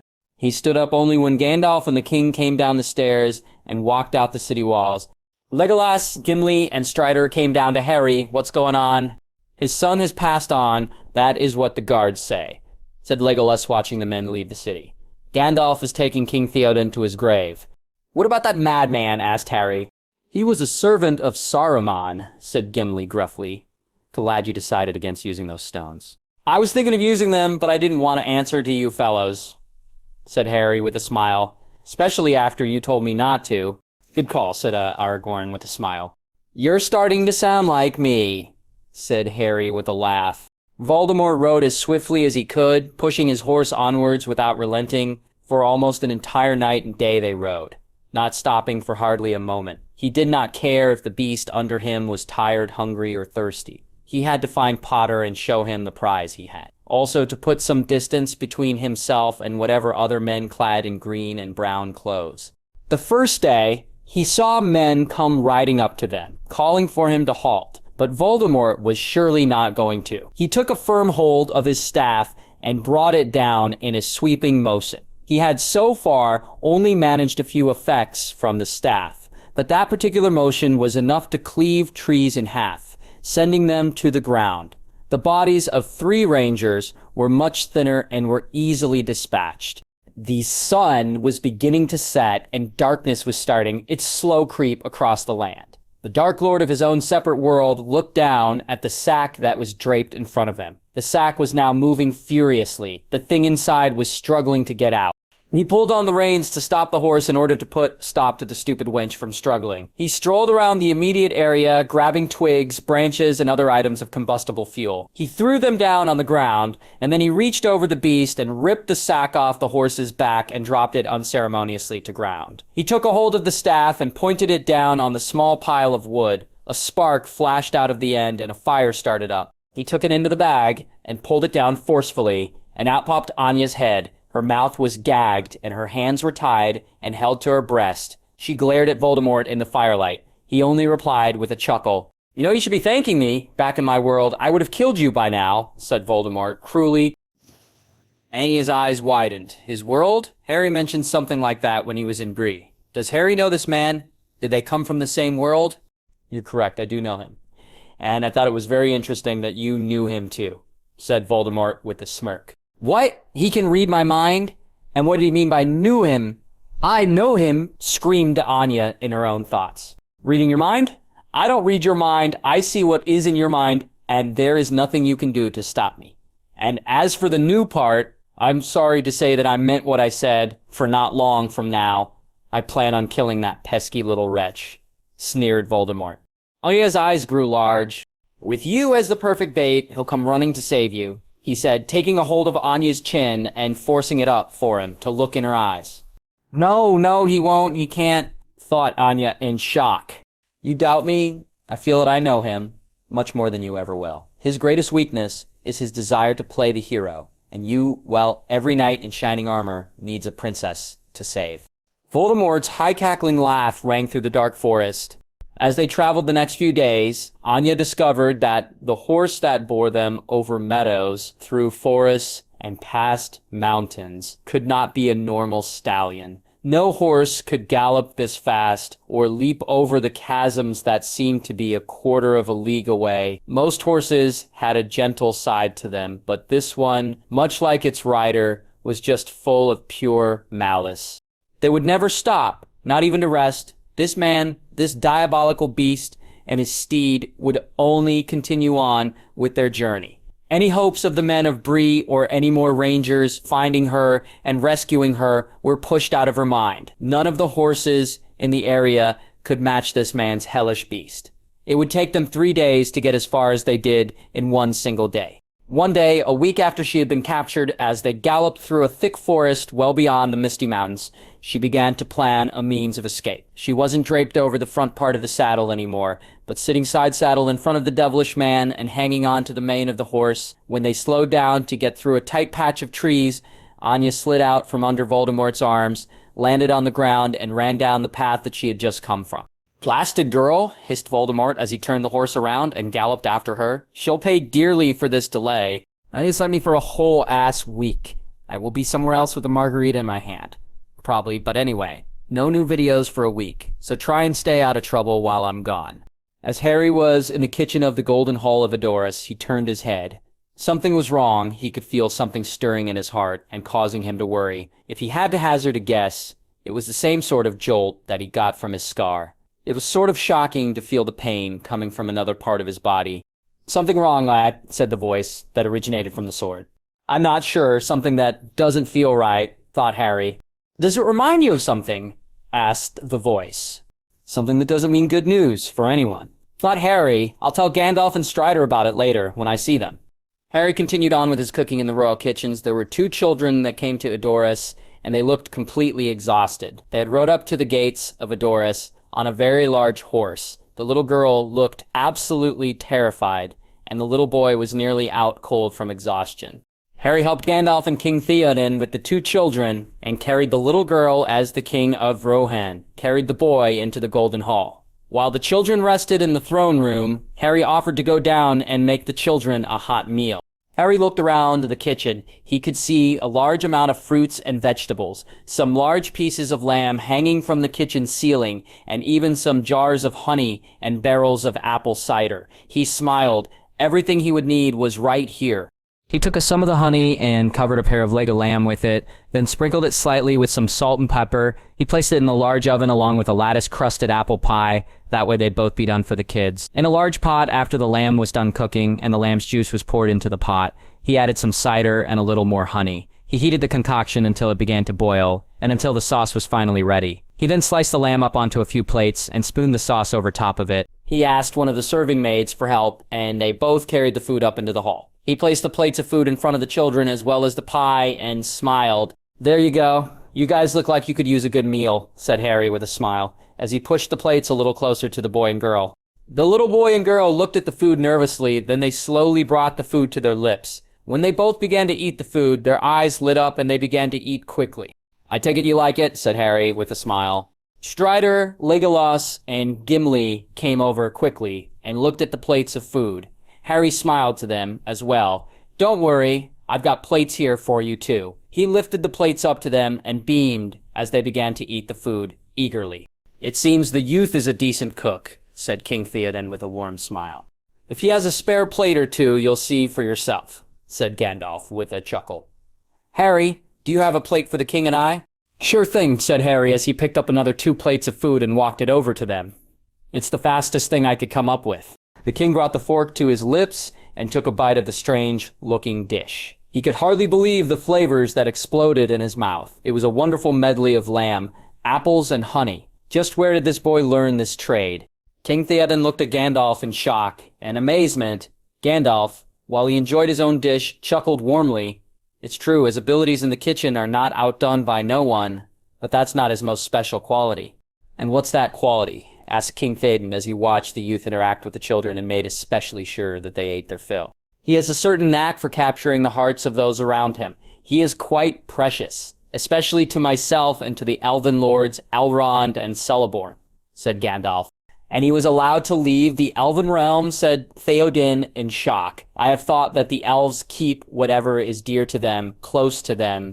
It is in that the dwarves and elves have a lot in common, yet they would be the last to admit it," said Gandalf, as they watched Harry slice the apple pie that was sitting on the table, awaiting to be devoured. "The lad has a task to perform, though I have sworn to not reveal it." The king looked at him. "But I can say that if he succeeds, we may either see a lot of him on different occasions, or we may never see him again," said Gandalf, his words and his heart heavy. "Gandalf, your majesty, would you like some of this?" "The young man made it," said one of the serving maids gently. The king and Gandalf gave their plates to the other girl and took the plates bearing the apple pie. If this is as good as that lamb, I may want him to be my personal cook. If he behaves the way he normally does, you may want to take him into your family, said Gandalf with a small smile. Harry looked at the children worryingly. They looked worried about something, and the little girl, no matter how good his food had tasted, still looked ready to cry. What's wrong, Munchkins? Asked Harry kindly. The children stared at him, looking confused. Sorry, term from where I came from. What's wrong, little ones? Said Harry quickly. It's our village, said the boy softly. What about it? Asked Harry, pressuring the child onward gently. It was attacked by the wild men, said the little girl, rubbing the tears from her eyes. The wild men? Asked Harry to the king's niece, Eowyn. They are men from Dunland. We are not on the best of terms, said Eowyn, keeping the explanation short. They came to our village and began burning and attacking everything and everyone. I hope Mama got out of the village all right. She sent us, said the boy. He tried to be strong, but the tears came nonetheless. He tried to wipe his eyes with his sleeve before anyone noticed them. Harry didn't quite know what to do. He laid his hand on the boy's shoulder. I'm sure she's all right. But what if she isn't? Cried the little girl. Who will take care of us? Then I will, until more permanent arrangements can be made, said Harry quickly. He didn't know what he was thinking about volunteering. He could just barely take care of himself. That was evident by his first day in this world. But they needed someone, and he had some free time. Sort of. Everyone else was busy, but I'm telling you, your mom is fine. How would you know? Asked the boy. I don't have a mother anymore, or a father, said Harry plainly. I had to go my whole life without them, so I had to pretty much take care of myself. The children looked at Harry in awe. And besides, you can't get rid of a mother that easily. I'm sure she's just fine, he added with a smile. The king watched this interaction. This boy went his entire life without parents, and yet he still grew to become a very strong, handsome young man. He was greatly impressed. Gandalf was right. If he wasn't too careful, he could see himself making this lad a permanent home in his house. He looked over to Eowyn, thinking that perhaps she would fall for the youth, but she saved her looks of romance for the man called Aragorn. There may be no changing her mind. She was possibly the most stubborn out of all the children he had raised.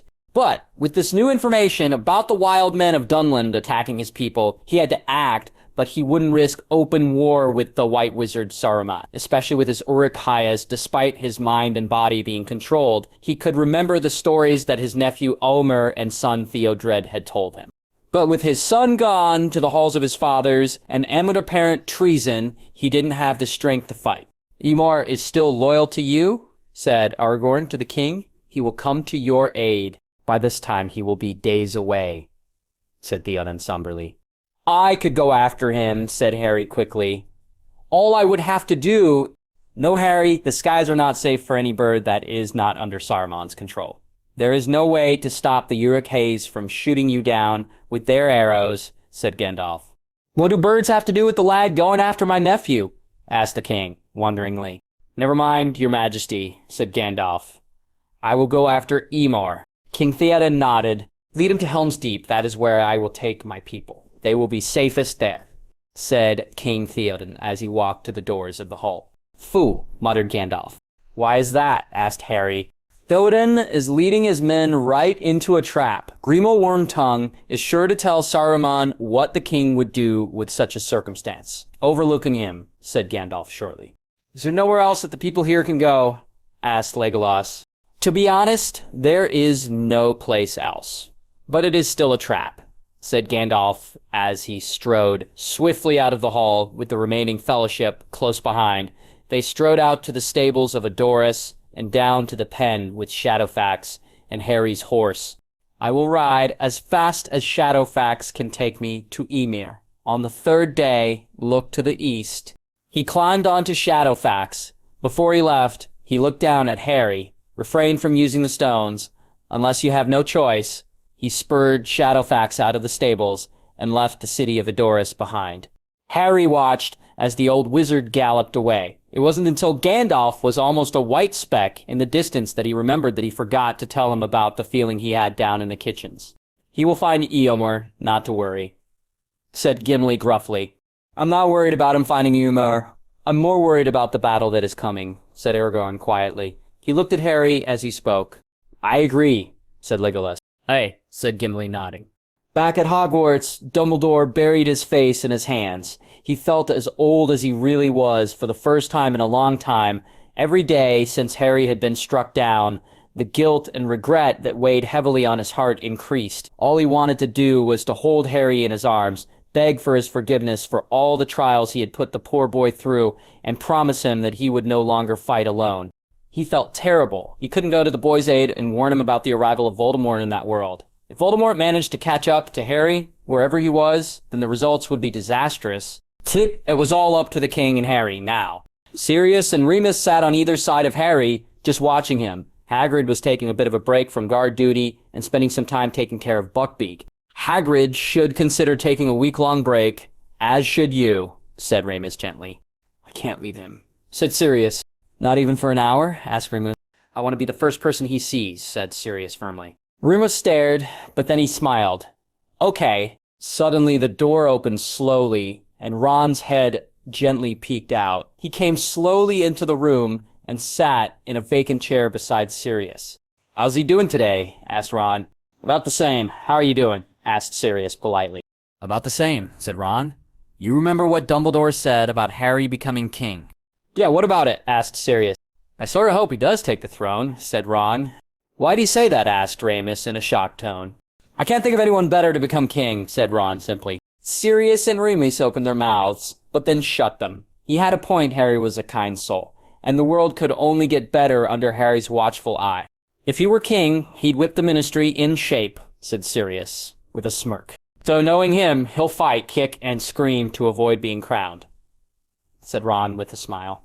Yeah, he would, said the two men with fond smiles down at the youth. Anya hid under a thick, prickly bush she'd been hiding from the man for almost 3 hours. She could dart and weave about the forest a lot easier than the man could on his horse. She knew that going out into the open meadow that was at the edge of the forest was a bad idea. She wouldn't be able to hide out on the meadow like she could in the forest. Staying in this dark forest wasn't a great idea either. Something about this place made her feel very nervous. Out of the corner of her eyes, she could see something moving about in the darkness, and that frightened her. But nearly as much as the man that wanted to hurt Harry, she had to protect him, and if that meant to stay away from him, she would do it. She looked around the forest, trying to find the next hiding place. There was a tree just ahead of her. If she could get to the tree, she could stay in the canopy and maybe go through the treetops to some relative safety. Suddenly the man came swooping out of nowhere and dragged Anya out of the bush and threw her over the saddle. Do that again, and I'll kill you. He can come and save your corpse, hissed Voldemort. I'm gonna keep escaping. I don't care what you do, screamed Anya as he turned towards the meadow at the entrance of the forest.